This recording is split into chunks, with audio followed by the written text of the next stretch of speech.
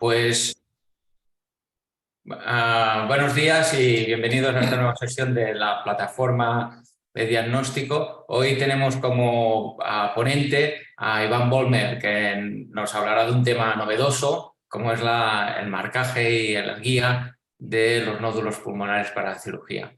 Por favor, Iván, adelante. Muchas gracias, Víctor, por la presentación.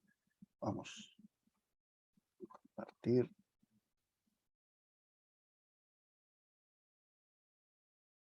Vale, supongo que veis bien la pantalla.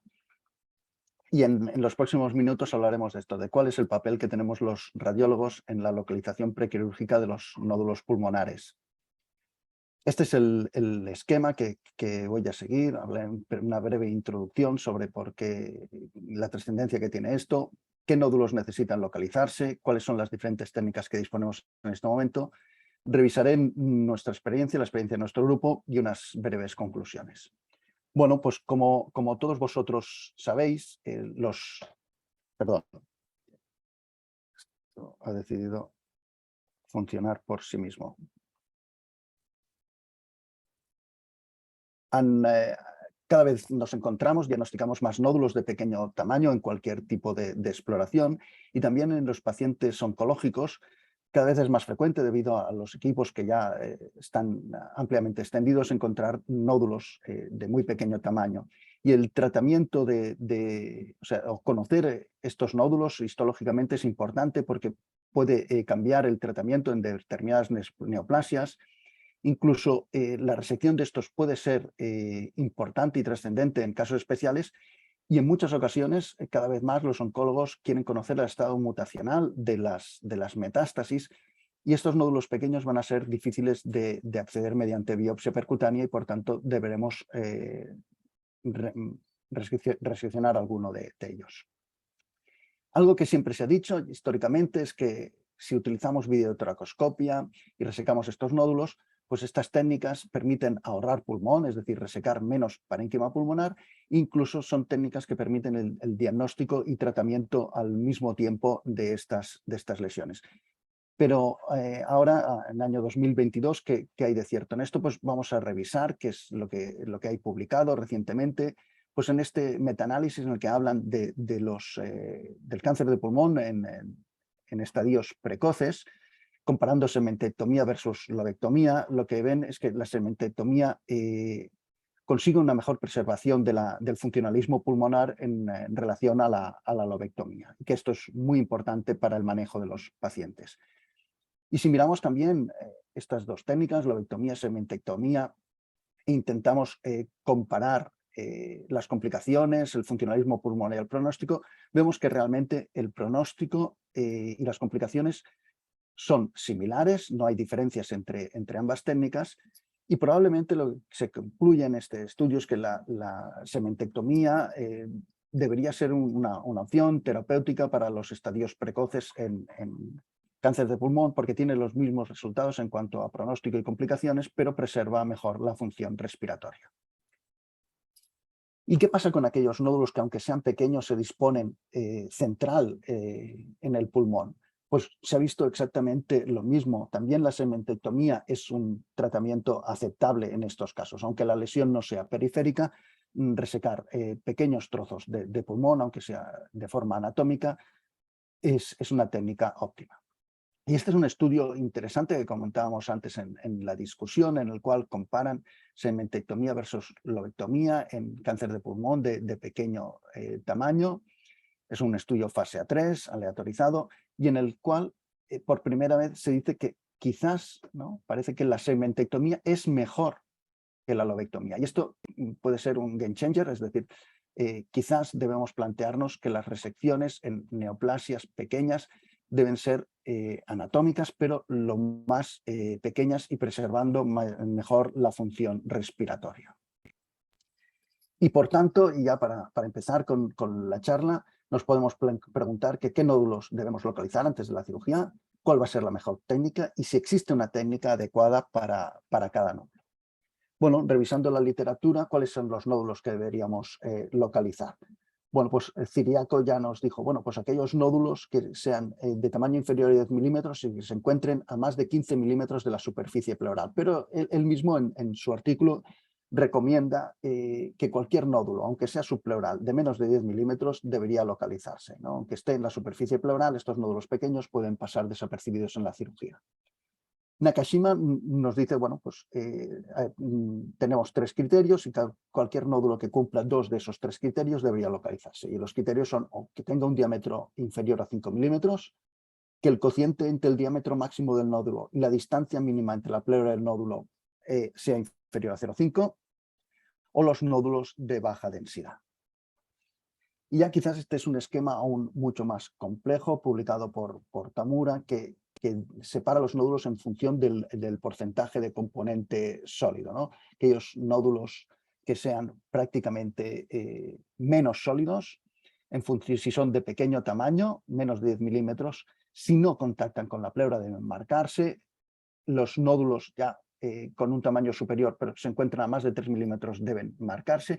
Y luego publican esta fórmula en aquellos nódulos que sean completamente sólidos o con gran componente sólidos, de multiplicar por este factor empírico de 0,4 el tamaño y restarle 0,9, y en función de cómo esté este resultado en relación a la profundidad, realizar marcaje o no. ¿Y qué tipos de localizadores tenemos? Bueno, pues desde el año 93, en que se publicó el primer trabajo con localización con arpón en pulmón, vemos cómo progresivamente han aparecido múltiples marcadores, muchos muchos tipos diferentes, y vemos que incluso actualmente ya tenemos disponibles semillas radiactivas, semillas magnéticas. Pero quizás este esquema mental mío que intento adaptar siempre que hablo de este tema, o sea, los marcadores podemos definirlos desde el punto de vista radiológico en cuál va a ser nuestro papel. Es decir, habrá marcadores que nuestro papel sea exclusivamente antes del quirófano. Algunos casos que nuestro papel se desarrollará intraoperatoriamente, es decir, durante el acto quirúrgico, y algunos que serán mixtos, ¿no? En el cual quizás el profesional de imagen, y aquí incluyo también a los compañeros de medicina nuclear, vamos a tener un papel antes y durante la cirugía. Y esto lo extraigo de este artículo de revisión de Daniel, en el cual nos indica cuáles son los criterios que deberíamos seguir a la hora de elegir cuál va a ser nuestro localizador. Indica que debemos tener el material disponible con un mínimo coste adicional, un localizador en el cual cirujanos y radiólogos seamos hábiles con la técnica, que requiera un escaso tiempo para la localización preoperatoria, que esta localización sea rápida y segura y reproducible, que no sea necesario acceder inmediatamente al quirófano después del marcaje, que tenga un bajo coste-beneficio y que sobre todo suponga una mínima morbilidad y no incremente la estancia hospitalaria. Bueno, y el primer marcador que se usó es la palpación, y es la técnica que utilizan más habitualmente los cirujanos, y probablemente sea útil en nódulos de más de 1 centímetro y que se encuentren cerca de la pared anterior o lateral. ¿Y qué inconvenientes tiene esta técnica? Bueno, pues las zonas de difícil acceso, que son las regiones posteriores o paraliares, van a ser complicadas de palpar, donde también los vasos van a ser más grandes y van a poder confundirnos. Los nódulos pequeños, menos de 1 centímetro, pueden no palparse y pasar desapercibidos. Y sobre todo los nódulos no sólidos. Nódulos no sólidos, aquellos que hemos estado en quirófano y hemos palpado pacientes, en un elevado porcentaje no se van a palpar, no vamos a detectarlos con palpación. La primera técnica que se describió fue el marcaje con arpón. Bueno, los cirujanos están acostumbrados, consideran que la resección es fácil y lo que se ha publicado es que presenta mejores resultados que la palpación. Los inconvenientes principales de esta técnica son la migración, es decir, colocamos el arpón, queda exteriorizado, pero a veces este arpón se desplaza y cuando el paciente llega a quirófano ya no está colocado intrapulmonarmente. Los pacientes pueden desarrollar neumotórax sintomáticos y pueden presentar dolor durante la colocación del arpón hasta llegar al quirófano. Y quizás lo más trascendente es que la colocación de un arpón implica que el cirujano realice una resección paralela al arpón, con lo que se tiene que llevar todo el parénquima que esté atravesado por el alambre del arpón. Y esto, como veremos más adelante, tiene su trascendencia. Y aquí algún ejemplo de nuestra casuística. Vemos este nódulo de unos 3-4 milímetros, lóbulo inferior derecho. Aquí vemos cómo colocamos el arpón. Nosotros los nódulos sólidos no atravesamos el nódulo porque el arpón estará colocado durante un tiempo y para evitar el riesgo de diseminación. Y siempre la punta del arpón la colocamos en la región cercana al hilio pulmonar, como ven aquí, y a partir de aquí extendemos la espiral del arpón. Es un arpón específico para pulmón el que usamos, no es el arpón de Coppens de mama, y vemos aquí cómo queda el arpón, y en esta reconstrucción sagital vemos cómo la espiral recoge al nódulo, por tanto, cuando el cirujano se lleve el arpón, va a llevarse al nódulo. En nódulos no sólidos o semisólidos, que muchas veces tienen un mayor tamaño superior, en estos casos sí que atravesamos la lesión, como ven aquí, dejamos el arpón distal o la región entre el hilio y el nódulo para que cuando el cirujano se lleve completamente al nódulo. Y vean aquí el resultado final, ¿no? Vemos un leve neumotórax, el arpón que atraviesa el nódulo y la espiral que está extendida inmediatamente adyacente al nódulo pulmonar. Los colorantes, en más del 80% de los casos, se puede ver incluso el punto de inyección. Una de las ventajas que pueden tener es que también se ha descrito su utilización para funcionar endobronquialmente en nódulos periféricos. Y los principales inconvenientes es que hasta en un 4% de los casos puede haber una difusión a la pleura y cuando difunde a la pleura va a ser imposible localizar el nódulo. Hasta en un 14% en las series publicadas no se encuentra el nódulo, es decir, hemos marcado, pero el cirujano no localiza el nódulo en profundidad. Y sobre todo, quizás también muy trascendente, es que en pacientes no metastásicos, sino quizás con sospecha de primario pulmonar, pacientes fumadores, pacientes con antracosis, las lesiones propias de estas entidades que se pueden ver en la superficie pleural pueden confundirse con los colorantes. Y aquí un ejemplo de la literatura, nosotros no tenemos experiencia con arpón, pero se deja el marcaje en la superficie pleural para que sepa y el trayecto lo puede ver el cirujano y vean aquí cómo reseca un pequeño segmento de pulmón donde se encuentra el colorante. En cuanto a los microcoils, que es otra de las técnicas que disponemos, estos presentan una menor tasa de migración que el arpón, con la ventaja de que no existe una externalización de parte del marcador, lo cual para el paciente es algo más cómodo y sobre todo para el traslado, y no van a condicionar la resección. Como inconveniente es que se necesita un quirófano híbrido en el cual exista fluoroscopia para poder visualizar los microcoils y técnicamente es algo más complejo porque como van a ver es necesario atravesar el nódulo, depositar uno de los microcoils en la región cercana al hilio y luego colocar otro en la localización periférica para que el cirujano tenga claro cuál es el trayecto que debe de resecar. Entonces, a veces en ocasiones como esto, dependiendo cuál va a ser el abordaje, también obligamos en casos a una resección mayor por parte de los cirujanos. Y ya respecto a los radiotrazadores, bueno, aquí lo que vamos a necesitar es al servicio de medicina nuclear y al disponer de una sonda detectora en quirófano, al igual que los otros localizadores tienen mejores resultados que la palpación.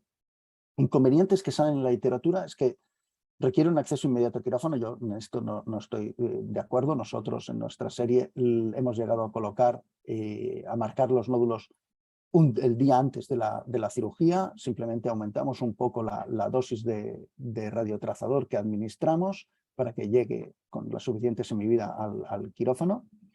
Sí que es verdad que necesitamos, y ya lo comentamos antes, una gamografía post-procedimiento para saber exactamente cómo está ubicado el radiotrazador y está descrito en la literatura, al igual que con los colorantes, que puede existir una difusión pleural del radiotrazador que impida la localización. Realmente en nuestra experiencia, si se hace una punción intralesional no se produce esta difusión pleural y también está escrito en la literatura que si se produce se puede hacer un lavado de la cavidad pleural y proseguir con la cirugía. Y este sería un ejemplo también de nuestra casuística. Vemos este nódulo de unos 4 o 5 milímetros en el lóbulo superior izquierdo, en el culmen. Vemos la aguja en el interior. Siempre intentamos hacer la punción intralesional, no perilesional. y vemos aquí en la imagen de fusión de SPECT-TC, vemos cómo toda la actividad se concentra en el interior del nódulo y podemos realizar estas reconstrucciones de volume rendering, como ven aquí, que pueden ser útiles para el cirujano, para localizar más o menos topográficamente la lesión. Yo creo que son más útiles para las presentaciones en cursos y congresos, porque aquel que haya ido a quirófano sabrá que el pulmón no se lo va a presentar así, sino que una vez entra en el pulmón se colapsa y por tanto esta imagen deja de ser real. Gran ventaja de este tipo de marcadores, de los radiotrazadores, podemos hacer múltiples nódulos en el mismo acto y nódulos en ambos pulmones. Aquí tenemos un paciente con un melanoma, con 2 nódulos que habían crecido, sospecha de metástasis, en el lóbulo medio, vemos la punción en el interior del nódulo, vemos aquí el contact. Nosotros administramos unas gotas de contraste endovenoso dentro del radiotrazador que nos permiten ver inmediatamente durante el marcaje en el TAC si se ha depositado dentro, si ha difundido, y esto cuando vemos que es correcto ya lo enviamos a medicina nuclear. Si viésemos que existe una difusión o que ha migrado a través de una vena, entonces utilizamos otro marcador. Y este nódulo que a pesar de ser subpleural estaba relativamente profundo, vemos también, ¿no?, nódulo contralateral y vemos también el contraste en su interior que nos indica que el radiotrazador también ha quedado bien colocado. Y algo importante que también nuestro grupo hemos publicado recientemente es la utilización de una gamma cámara portátil en el quirófano. Y esta gamma cámara portátil, aparte de ayudarnos en la localización de los nódulos, nos permite también evaluar los márgenes. Y en nuestro trabajo vimos que con la utilización de la gamma cámara portátil, como ven aquí, ¿no?, tenemos la pieza ex vivo, tenemos esta resección, vemos aquí la pieza vista con la gamma cámara, vemos esto, pero esta gamma cámara también tiene una vista óptica, podemos fusionar ambas imágenes como ven aquí y podemos ver si realmente el radiotrazador está centrado dentro de la pieza o bien contacta con los márgenes. Y hemos visto que con esta técnica tenemos un 100% de valor predictivo negativo, es decir, cuando nosotros hemos dicho que los márgenes afectos no están afectos, realmente no están afectos. Y esto permite acelerar el procedimiento quirúrgico, es decir, no hay que enviar la muestra a patología para que nos digan que los márgenes están libres, y esto, cuando se hace esto por parte del patólogo, tiene que ultracongelar la muestra, cortarla, y esto a veces degrada el material para posteriores estudios, y entonces podemos preservar, poner en formol toda la pieza, hacer los cortes que haga falta y hacer las técnicas de inmunohistoquímica necesarias para diagnosticar la lesión, que muchas veces va a ser una lesión pequeña y por tanto tampoco habrá tanto material como para ir malgastándolo por el camino. Y ya finalmente hablar sobre las semillas. Pueden ser radiactivas o magnéticas. Obviamente, al igual que el radiotrazador, no van a condicionar la resección. Y sobre todo, quizás la gran ventaja de las semillas magnéticas es que son muy independientes del día de la cirugía. Es decir, podemos colocarla incluso semanas antes del procedimiento. Bueno, inconvenientes. Los inconvenientes, igual que el radiotrazador, cuando usamos semillas radiactivas, tenemos que coordinar todo el equipo para hacer el procedimiento. Cuando usamos semillas está descrito el problema de la radiación, pero son dosis realmente muy bajas y no debe ser ni preocupante para el equipo quirúrgico. Quizás el problema más importante es la migración. Es decir, probablemente las semillas por su tamaño tengan el mismo problema que pueden tener algunos microcoils o marcadores fiduciales, es decir, que puedan llegar a migrar a través de venas pulmonares e impactarse en circulación sistémica. De momento tenemos escasas publicaciones, tenemos algunas realmente recientes de grupos españoles que han empezado con esto. De hecho, ayer salía la experiencia del grupo, creo que de Alicante, publicada en Archivos de Bronconeumología con sus 4 primeros casos, y probablemente sea una técnica esperanzadora. También debemos asumir que estas punciones son con agujas algo más gruesas que las que utilizamos cuando hacemos marcaje con radiotrazador, ¿no? Utilizamos para radiotrazador 22G y aquí estamos hablando de agujas que son 18G, pero bueno, que son las que usamos habitualmente para la biopsia pulmonar percutánea.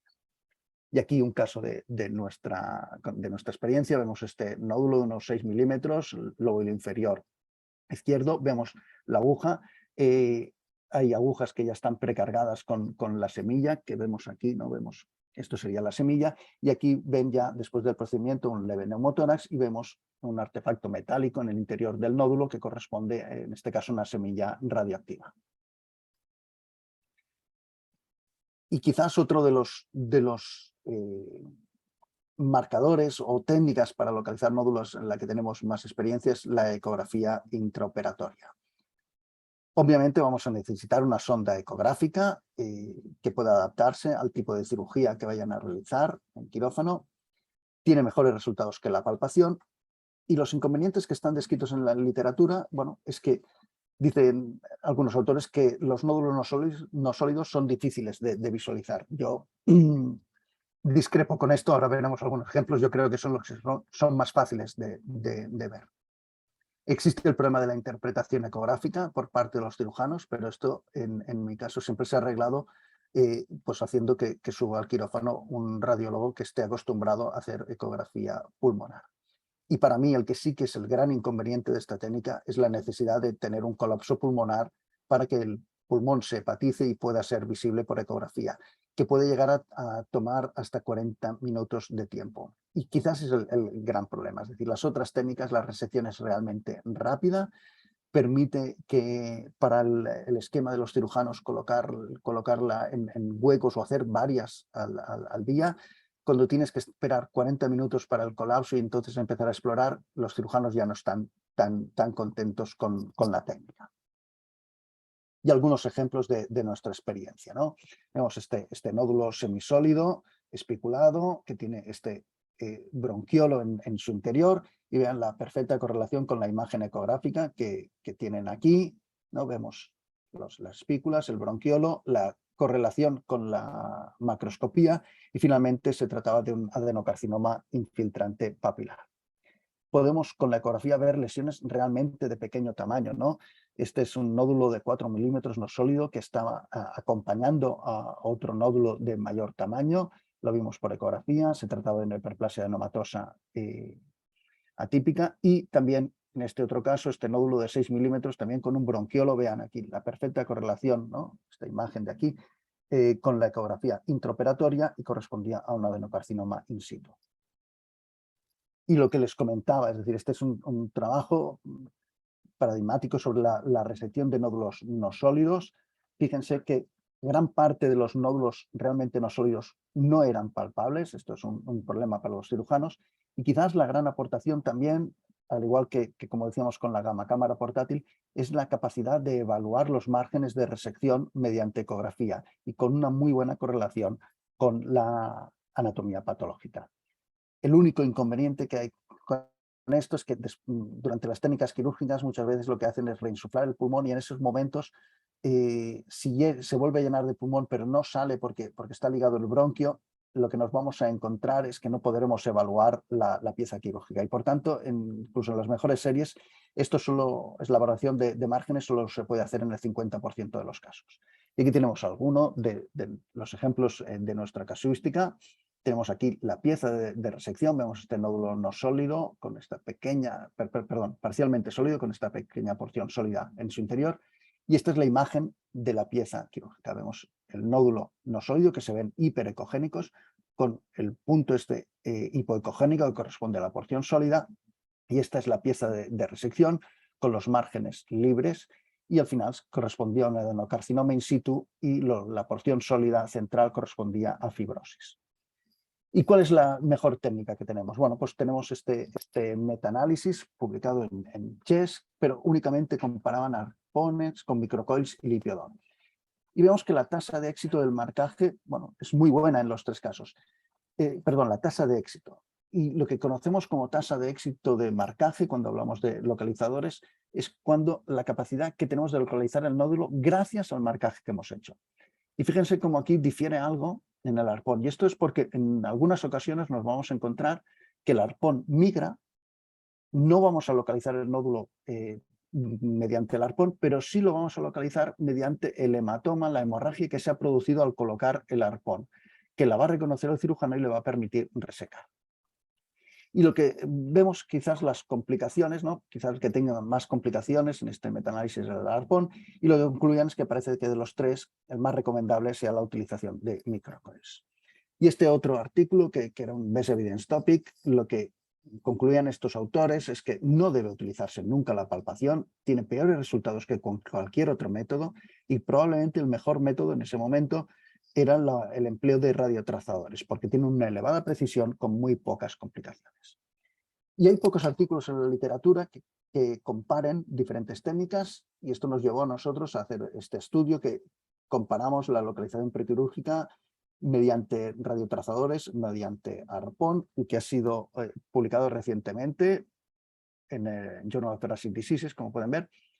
Y quizás los aspectos más importantes que tenemos es que realmente cuando comparamos ROL con arpón, vemos que hay diferencias significativas entre la distancia que recoge la aguja, es decir, es mayor en el ROL, y esto veremos qué trascendencia tiene a posteriori. Tiene más complicaciones, sobre todo neumotórax, el marcaje con arpón. Con ROL tenemos un porcentaje mucho menor de neumotórax. Y lo que vimos, no vimos diferencias significativas, pero sí que vimos una tendencia, y probablemente debido al tamaño muestral no salieron estas diferencias. Con ROL obtenemos aparentemente volúmenes menores de parénquima pulmonar resecado que con arpón, que casi eran el doble de grandes. Y quizás esto es uno de los aspectos también más trascendentes de nuestro trabajo cuando comparamos el volumen de la pieza de resección con la distancia a la que se encuentra el nódulo de la pleura o la distancia que recorre la aguja, vemos que sí que existe una buena correlación entre el volumen de la pieza y la distancia a la pleura, que es lo que nos debería importar en el grupo ROL. Es decir, el tamaño va a depender de lo cercano que se encuentre el nódulo a la superficie pleural.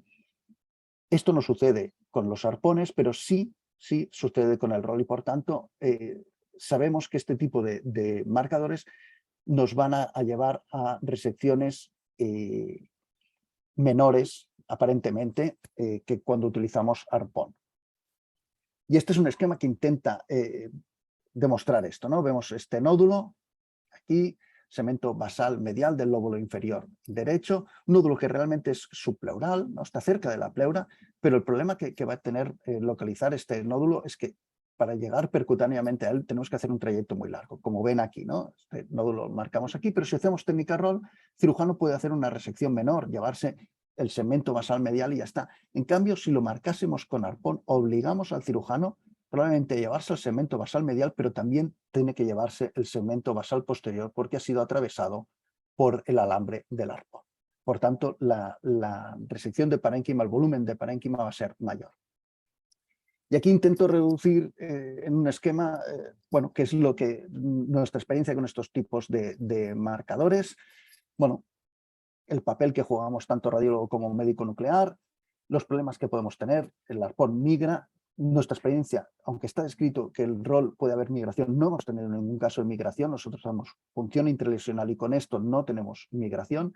Los márgenes pueden detectarse, sí con radiotrazador cuando utilizamos gamma cámara portátil y sí con ecografía, pero recordar solo hasta el 50% de los casos.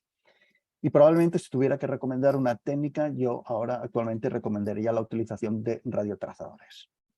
Y así, resumiendo las ventajas y desventajas de cada uno de ellos, bueno, la ecografía yo creo que es muy útil, sobre todo para nódulos no sólidos. Puede evaluar los márgenes, pero recordamos solo hasta el 50%. El gran inconveniente, y para mí que es lo que hicimos que la dejáramos de emplear, es el tiempo que necesitamos para localizar los nódulos. El arpón tiene la ventaja de la familiaridad. Yo creo que casi todos los radiólogos torácicos en algún momento de su vida han colocado un arpón. Los cirujanos históricamente es lo que les gustaba más. Y para mí tiene el inconveniente del volumen de las piezas de resección. El ROL permite determinar los márgenes, tiene un menor volumen, pero necesitamos el equipamiento y la coordinación con el servicio de medicina nuclear. Y quizás para terminar, antes de las conclusiones, enseñar este caso, porque yo creo que como radiólogos debemos animarnos a hacer este tipo de marcajes porque son realmente útiles y este caso lo ejemplariza. Esta es una paciente, las imágenes que tiene superior, es una paciente con una neoplasia de recto, con 5 lesiones pulmonares, aquí ven 2 lóbulo inferior derecho, está en lóbulo superior izquierdo, esta otra, bueno, culmen, esta otra en língula paracardíaca y esta otra de aquí también, lóbulo inferior paracardíaca. Nos pidieron marcaje al mismo tiempo, iban a hacer resección de las 5 lesiones en el mismo acto quirúrgico y vean aquí cómo funcionamos todas y cada una de ellas en el interior del nódulo y se produjo un neumotórax bilateral, las 5 punciones. Lo que hicimos es contactar con el cirujano, decidir cuál es el lado que iba a empezar a intervenir. Empezaría por el lado derecho y por tanto lo que hicimos en el mismo acto donde la marcamos es aspirar el neumotórax izquierdo para preservar ese pulmón que pudiese aguantar la cirugía del pulmón derecho y luego se operase este. La paciente 6 meses más tarde presentó otra lesión pulmonar que, como ven aquí, decidimos tratar con radiofrecuencia. Esto son las 24 horas. 6 meses más tarde hizo una 7ª lesión que también tratamos con radiofrecuencia. Esto son las 24 horas. Y 6 años más tarde la paciente está libre de enfermedad y este es su último TAC de tórax, donde vemos aquí sutura metálica de alguna de las resecciones. Vemos aquí esta pequeña foco de ectasia que corresponde a una de las lesiones tratadas con radiofrecuencia. Esta es otra de las tratadas con radiofrecuencia. Aquí vemos también estas suturas metálicas paracardíacas que corresponden a esos 2 nódulos que marcamos también en disposición paracardíaca. Es decir, una paciente con 7 metástasis pulmonares, 5, una y una, temporalmente tratada mediante la ayuda de radiología intervencionista y la paciente está libre de enfermedad. Y como conclusiones, bueno, pues la resección de nódulos pulmonares puede ser difícil y en muchas ocasiones va a ser necesaria una localización radiológica. Como radiólogos debemos conocer cuáles son las indicaciones de localización, debemos conocer las diferentes técnicas que disponemos y deberíamos emplear aquella técnica que sea la que mejores resultados aporte en cada uno de nuestros centros. Muchas gracias por vuestra atención.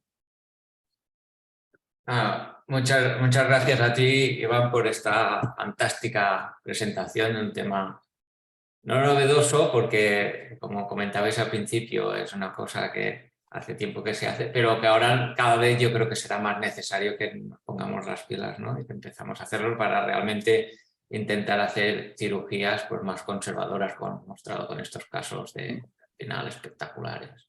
Voy a dar paso, bueno, voy a leer las preguntas, que hay toda una batería de preguntas, ¿vale, Iván? Y Perfecto.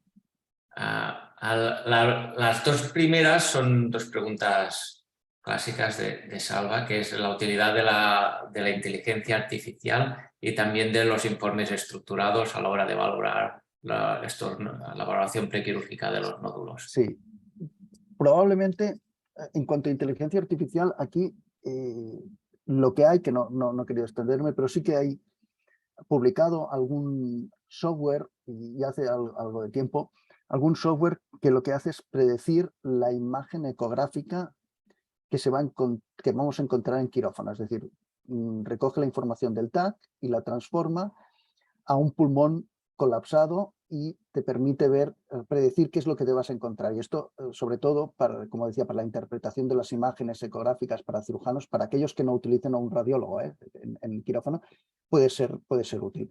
Y luego, respecto al informe estructurado, quizás en los informes, en este tipo de lesiones, sobre todo, quizás en lesiones metastásicas, no estaría mal recoger distancia pleura, este tipo de cosas, ¿no? Número de nódulos, distancia a la pleura y tal, porque tamaño de la lesión, porque nos permite determinar la necesidad o no de marcaje, aunque nosotros los casos estos los presentamos en comité y muchas veces, aunque, y como comentábamos al principio, aunque no cumpla los criterios estrictos de marcaje, el cirujano se siente más cómodo sabiendo que lo tiene marcado y yendo al quirófano, y aunque se lo encuentre, prefiere tener el 100% de posibilidades de localizarlo. Muy bien, perfecto. Después hay 2 preguntas más, preguntas sobre la utilidad de técnicas como el PET-TC, si es de utilidad, y el TC espectral, ¿qué nos puede ayudar en la evaluación de estos nódulos? Vale, el primero decía sobre El PET-TC. el PET-TC. Sí, bueno, sí, hay sondas detectoras para FDG. Es decir, en lesiones que tengan un elevado metabolismo se podrían localizar, o sea, se administraría FDG, igual que se administra para hacer el PET-TAC, y se puede utilizar una sonda. Lo que pasa es que este tipo de nódulos, aunque sean malignos, muchos de ellos no van a presentar un elevado metabolismo. Quizás aquí haya este problema para hacerlo. Y luego sobre el TAC espectral, probablemente para la localización no. O sea, hay algunos artículos que se han publicado para definir si un nódulo puede ser maligno o benigno. Pero bueno, pero tiene unos resultados que no dejan de ser como los que hemos tenido siempre con la administración de contrastes, ¿no? Las captaciones. Yo creo que aún nos queda en ese campo mucho por recorrer. Ok. También nos pregunta, en tu experiencia, ¿puede colaborar el radiólogo en el mismo quirófano híbrido a la localización de las imágenes pulmonares? El rol del radiólogo en el Sí. quirófano híbrido, ¿no? Bueno, en la ecografía está claro. Yo pienso que debería hacerla el radiólogo.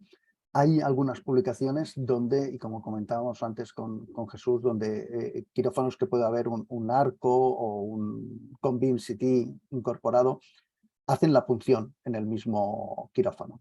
Y esto, bueno, pues ahorra porque haces la punción con el paciente ya que está sedado, lo cual siempre para nosotros es mucho más cómodo. Te ahorras tiempos. Si hay un neumotórax, el paciente ya está intubado. O sea, las complicaciones quedan reducidas. Sí. Lo que bueno, tenemos que ser habituales y por mi experiencia los tiempos de quirófano son mucho más largos que los tiempos que tenemos en la DC. Es decir, y esto ya es un problema de gestión. Yo cuando estaba en otro centro, la intervención de quirófano eran 3 horas de radiólogo. Entonces, también tenemos que tener esto en cuenta, es decir, porque a veces te llama cirujano, tienes que ir, lavarte, todo esto. El paciente aún no está sedado y puedes pasar hasta 3 horas en el quirófano. Con lo cual, lo digo para los gestores que puedan estar escuchándonos, o sea, si nos planteamos esto, debemos tener en cuenta que el tiempo de radiólogo no es el mismo que un procedimiento normal. Cuando lo hacemos en nuestro servicio, los tiempos son equivalentes a los de una punción. Pero si vamos a quirófano, los tiempos se incrementan. Necesita una coordinación muy buena, ¿no, Iván? Todo este... Sí. Una pregunta también interesante es el hecho, ¿cómo cambiará la introducción de programas de cribaje, de screening en el manejo de los nódulos pulmonares, ¿no? Seguro que habrá más nódulos pequeños que Sí. tratar. Sí. Yo pienso que Perspectiva. yo pienso que probablemente nos vamos a encontrar con más nódulos. Habrá que ver exactamente cuáles son los criterios que se decidan para llevar el paciente a quirófano, pero probablemente muchos de estos nódulos, como dices tú, van a ser nódulos pequeños. Van a ser nódulos, y nuestra experiencia incluso que tenemos mucho paciente con sospecha de metástasis más que neoplasias primarias, te encuentras sorpresas. Es decir, nosotros en nuestra casuística tenemos un porcentaje no despreciable de lesiones benignas, quizás de hasta un 20%. Lesiones benignas que han crecido con tiempos sugestivos de malignidad y por eso han ido quirófanos. Hemos tenido un par de neumonías organizativas, incluso tuvimos un amartoma de 3 milímetros que apareció. O sea, un paciente con un aneo de recto, en que tienes un nódulo que ha aparecido 3 milímetros, que parece que crece. Bueno, lo resecamos y el patólogo nos dijo que era un amartoma. Es decir, en estos pacientes hay que vigilar mucho el tipo de resección que haces, porque si un paciente te llevas, de hecho incluso hay algunos artículos que te dicen que si te llevas 2 segmentos, ya estás, el funcionalismo respiratorio equivale a haberte llevado todo el lóbulo, con lo cual hay que ser muy cauto con el tipo de cirugía que realizas.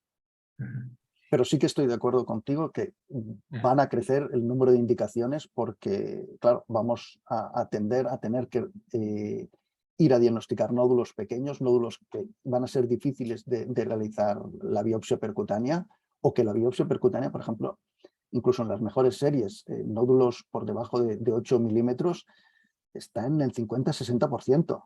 Es decir, incluso en las mejores manos, nosotros tenemos nuestra experiencia por debajo de 10 milímetros, estamos en un 60%, con biopsia de aguja gruesa. Pero claro, un 40% de los nódulos no tenemos diagnóstico. Muy bien. Y otra pregunta de Salva que pregunta sobre la utilidad y cuál es tu opinión de cómo se incorporarán, ¿no?, las técnicas de visualización 3D, impresión 3D, toda esta nueva tecnología que está viniendo, ¿no? Y también sobre la aplicación de la robótica en el manejo de este tipo de nódulos, ¿no? Toda esta tecnología. Sí. Aquí yo una de las grandes críticas que siempre he hecho a la gente que ha utilizado impresión 3D o visualización 3D es que probablemente el pulmón es un órgano que no se comporta como el resto de órganos en el quirófano. Es decir, el pulmón, una vez tú entras en quirófano, se va a colapsar. Por tanto, la realidad que tenemos nosotros en la TC desaparece. O sea, hay algunos grupos que utilizan estas técnicas para intentar, sin necesidad de funcionar, pues localizar topográficamente en relación a las costillas y tal el nódulo, y antes de que el pulmón se colapse, marcarlo. No, pero es complicado. Es decir, el pulmón va a colapsarse. Probablemente el futuro esté en, como decía con la ecografía, en emplear técnicas que ya apliquen esta modificación, es decir, estudiar cómo se colapsa el pulmón y probablemente reproducir esta colapsabilidad mediante estas técnicas 3D, y el cirujano localizar en un pulmón colapsado, o sea, tener la representación del pulmón colapsado antes del quirófano. Pero no va a ser un hígado, es decir, el hígado es igual en el TC que en el quirófano, pero el pulmón no. Y este es el gran problema de las técnicas 3D. Claro. Tenemos aquí, felicitan, felicidades Iván, gran ponencia, las magnéticas, ¿qué experiencia tenéis? ¿Hay interferencias con el material metálico? Que pone entre paréntesis experiencia en mama. Las radioactivas, hay experiencia en el Hospital Ramón y Cajal y son una buena opción también factible. Las radioactivas también se pueden poner el día antes del quirófano, como has comentado tú también en la sesión. Las ondas de medicina nuclear son hasta ahora más finas que los magnetotomos. Hay que tener en cuenta la accesibilidad. Hay incluso sondas flexibles ya utilizadas en nuestro hospital en rol pulmón, que facilitan la maniobrabilidad y especialmente para robot. No obstante, ¿cuál es tu consejo para utilizar semillas? Pon entre paréntesis 5 milímetros de longitud. Son varias preguntas en una, ¿no? Sí, Es todo. sí, sí, sí. Si quieres ir Claro, comentando. nuestra experiencia en semillas es escasa, ¿eh? Es escasa porque al inicio, como la semilla, como dice la persona que pregunta, mide eso, 4 o 5 milímetros. Nosotros, que hacemos la colocación intralesional, exigíamos un diámetro del nódulo de 6 milímetros para evitar que pudiese exteriorizarse, porque tuvimos una experiencia con un ganglio, no era pulmonar, pero era un ganglio en la grasa cardiofrénica de 4 milímetros. Colocamos la semilla dentro y el paciente, al irse a medicina nuclear, la semilla migró y realmente es un problema. Entonces decidimos, ya lo digo arbitrariamente, poner en 6 milímetros. El problema es que muchas veces tenemos nódulos que son más pequeños de 6 milímetros, por tanto no las hemos colocado. Ahora queremos participar en un estudio multicéntrico sobre semillas magnéticas, y también, como dice la persona que preguntaba, es muy trascendente el equipo que se disponga. Es decir, el problema está en el grosor de la sonda, es decir, cuando haces videotoracoscopia o robótica necesitas un tipo de sonda que quepa dentro del equipo, y esto es un problema. Por ejemplo, las sondas PET son mucho más gruesas, es decir, sondas PET es difícil, o sea, estaría muy bien para cirugía abierta, pero es difícil para cirugía robótica o videoasistida. Y las sondas flexibles también pueden ser muy útiles para lesiones en ubicaciones raras, para mediastínicas o lóbulos inferiores. Todo esto, claro, si se dispone, es un lujo, ¿no? Nosotros, yo no tengo entendido que tengamos aún estas sondas flexibles, y probablemente es un centro donde hacemos mucha cirugía radioguiada, no solo de pulmón, obviamente, en muchísimas otras cirugías. Pero claro, a lo que hay que buscar es en cada centro qué es lo que mejor podemos hacer con el material que disponemos. Una de las preguntas también que me hacen muchas veces cuando hablo de esto, claro, si no tengo medicina nuclear, bueno, pues si no tienes medicina nuclear, quizás hay que ir hacia otro tipo de marcaje, y a lo mejor hay que ir hacia las semillas magnéticas, ¿no? Y ya pues la inversión hacerla en la sonda para poder detectar esto. Que incluso estas sondas magnéticas también tienen calibradores de profundidad, con lo cual permiten saber exactamente dónde está el nódulo y pueden hacer una aproximación, aunque no sea visual, similar a la de la gama cámara portátil, ¿no? O sea que todo tiene sus ventajas y probablemente tiene algunos inconvenientes. Muy bien. Quedan un par de preguntas, Iván. Te felicitan a Nuria Ferran y comenta si hay más dificultad para la rol en respecto al marcaje de lesiones sólidas respecto a las subsólidas, ¿no? Sí, esto es una pregunta muy interesante y que al principio nosotros decidimos, cuando empezamos el estudio prospectivo, decidimos excluir las lesiones no sólidas porque en algún artículo decían que podían migrar. La verdad es que, como todo en la vida, al final nos acabamos atreviendo a funcionarlas y no migra. Es decir, se queda dentro de la lesión, igual que en las lesiones sólidas. Los grupos que hacen punción perilesional, no intralesional, claro, pueden hacerlo perfectamente, ¿no? Y si haces intralesional, tampoco hemos detectado migraciones ni solo en un caso, al principio de la técnica, tuvimos una migración, no migración, sino simplemente que el radiotrazador difundió también al ganglio, ¿no? O sea, pudimos hacer un ganglio centinela. Curioso porque el tamaño de las partículas no es el adecuado para hacer esto, pero en un caso tuvimos esto, pero no hay migraciones. Por tanto, yo pienso que nódulos no sólidos se pueden, respecto al radiotrazador, se pueden marcar igual que los nódulos sólidos. Perfecto. Alexander Dolpech te felicita y también pregunta, ¿ayudan los estudios previos para valorar la naturaleza de los nódulos y poder discernir si no estaba presente el nódulo sospechoso que se va a marcar? Bueno, un poco lo que has comentado, hasta los armatomas en un momento no estaban y crecen también. Sí. Es el dificultad, ¿no? Sí, la verdad es que lo hacemos así, es decir, nosotros no operamos de entrada a nadie por un nódulo, es decir, intentamos demostrar que existe crecimiento o si el nódulo es suficientemente sospechoso que sea hipermetabólico, entonces vamos a por él, ¿no?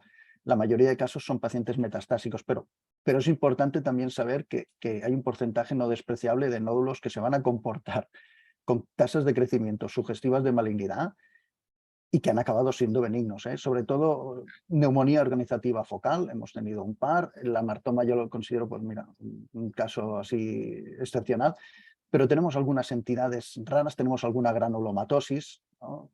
Con polengeitis, alguna cosa de estas que te sorprende realmente, bueno, tiene un elevado metabolismo, es una lesión nodular y bueno, y ha crecido, ¿no? Aparece, va creciendo, un paciente con un antecedente neoplásico, pues asumes que es.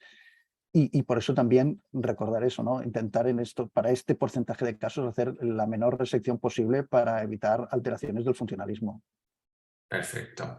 Y la última pregunta, Raquel Galondo nos pregunta si crees imprescindible disponer de gamma cámara portátil para la localización de las nódulos con semillas radiactivas.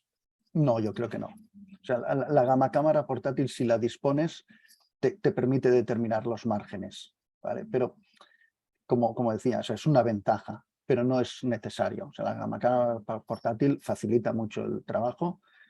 Bueno, estoy respondiendo por la parte de nuclear, pero facilita el trabajo, pero yo creo que es útil para determinar los márgenes. Si lo tienes, pues es ideal, pero si no, con una sonda detectora es suficiente, con la misma que utilizan en mama, con esto sirve. Genial. Muy bien, no hay más preguntas. Yo voy a dar paso a palabra a Jesús Puello, que seguro que tiene muchas cosas que comentar también y añadir. Jesús, adelante. Lo primero, felicitarle a Iván porque me ha encantado la charla. En el coloquio que hemos tenido antes, yo ya he dicho que empezaba a salivar con las cosas que estábamos hablando, ¿no? Y me parece que ha sido una charla muy, muy buena. Pero yo tenía también un par de apuntes sobre el tema, porque creo que Iván ha tocado dos temas muy importantes y que, bueno, pues le invito a Salva a que se busque un ponente también para estos temas, ya de paso. Uno es que efectivamente muchas veces utilizamos todas estas cosas para metástasis. Ojo que ahí nos llevamos también sorpresas de que vas a por metástasis, te encuentras un primario que no sospechabas en medio de todo esto, pero es decir, lo que ha dicho de las sorpresas es muy real. Pero también es cierto que en el diagnóstico precoz podemos caer efectivamente en que, como decía Iván, manejamos esos crecimientos, los ganglios también crecen, todas esas cosas, ¿no? Y es fácil que con tanta facilidad, perdón por la redundancia, acabemos teniendo altos porcentajes de falsos positivos. Y eso es una cosa que en un tema de cribado es inadmisible, o sea, inadmisible, todo es admisible en esta vida, pero tenemos que cuidar muchísimo que no caigamos en eso. Yo creo que el tema del crecimiento es un tema que vamos a tener que ver cómo evoluciona durante los años y que los criterios necesariamente, conforme más vayamos haciendo, tienen que ir cambiando y tenemos que tener la mentalidad muy abierta a que los criterios sobre el crecimiento cambien y los sobre seguimiento y todas estas cosas. Y el otro tema que ha dicho, que a mí me preocupa mucho también, es que ha dado la pieza clave, el pulmón se colapsa. Los estudios 3D no son tan útiles como en otras cosas, pero es cierto que también ha dicho que vamos hacia las segmentectomías y hacia las resecciones muy pequeñas. Y cuando las cirugías tienen que ser con VATS o con robot o lo que sea, tenemos que dar un mapa vascular mucho más preciso, sabiendo que allí va a haber unas resecciones pequeñas y que las imágenes 3D que les podamos dar así sin más no son tan válidas. Es decir, habrá que desarrollar probablemente algunos esquemas nuestros de cómo dar la información a los cirujanos, cómo pasar las imágenes, cómo hacer protocolos para que ellos puedan, mediante un software, manipularlo bien en quirófano y hacer las resecciones más precisas. Ya digo, por hacer dos apuntes, porque la charla ha sido una sobrada, las cosas como son. Pero, y luego un apunte personal. Yo sí que tengo un quirófano híbrido y es cierto que he vuelto a colocar arpones. ¿Por qué? Porque todas las complicaciones me las evito. Pongo al paciente en posición quirúrgica, que como dice, el paciente está sedado y ya el colmo es que la apnea la maneja directamente el anestesista, con lo cual está tirado. Tengo que reconocer, como Iván, que la primera vez aquello fue echar la mañana entera casi y que ahora ya sube solamente a hacerlo. Es decir, hay que una coordinación. Pero también tengo que decir, para aquellos que piensen que todo es un chollete, que los quirófanos híbridos están en desarrollo. Es decir, estamos con los primeros y yo creo, el mío tiene TAC, tiene Scopia, pero todo eso es muy mejorable, ¿vale? Entonces yo animo a las casas comerciales a que se pongan las pilas en concretar, porque claro, vamos a pinchar nodulitos de 2-3 milímetros y un poco de decalaje o lo que sea nos fastidia todo. Por eso digo que creo que todo está así.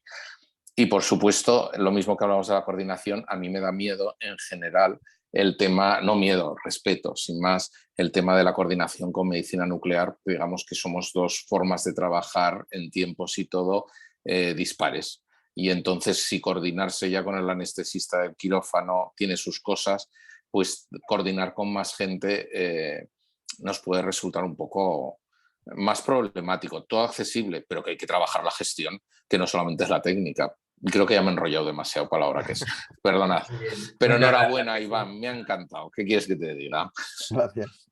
Muy bien, muy bien. Pues nada, pues con esta llamada a la coordinación y a la multidisciplinaridad de Jesús, paso la palabra también a Salva, que seguro que tiene que decir. Sí, bueno, muchísimas gracias. Gracias, Víctor, por tu excelente moderación.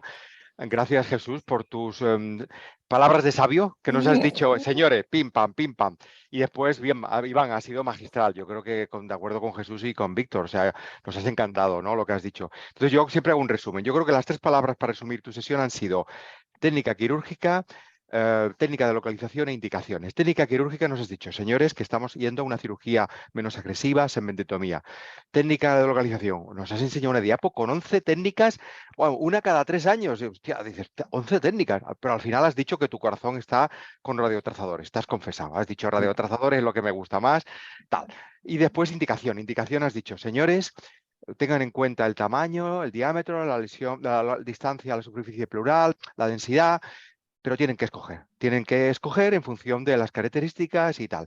Yo no sé si te parece bien este pequeño resumen de tu sesión, Iván. Perfecto. Perfecto, Salva. Muy bien. Oye, pues muchísimas gracias. Cojo la palabra de Jesús, que nos has dicho que tenemos que seguir trabajando y seguro que contigo y con más ponentes y con Jesús y con Víctor hacemos más sesiones próximamente. Y muchas gracias, de verdad. Y sin más, recuerdo a la audiencia que el lunes tenemos al doctor Jordi Muxart, que es neuroradiólogo pediátrico, que trabaja en el Hospital San Juan de Dios, que nos hablará de una revisión de los tumores del sistema nervioso central en pediatría, nuevos conceptos y nuevos diagnósticos diferenciales. Estáis todos invitados. Iván, Víctor y Jesús, que tengáis un gran día y un buen fin de semana. Nos vemos la semana que viene. Un saludo a todos. Hasta Cuidados. luego. Gracias. Venga.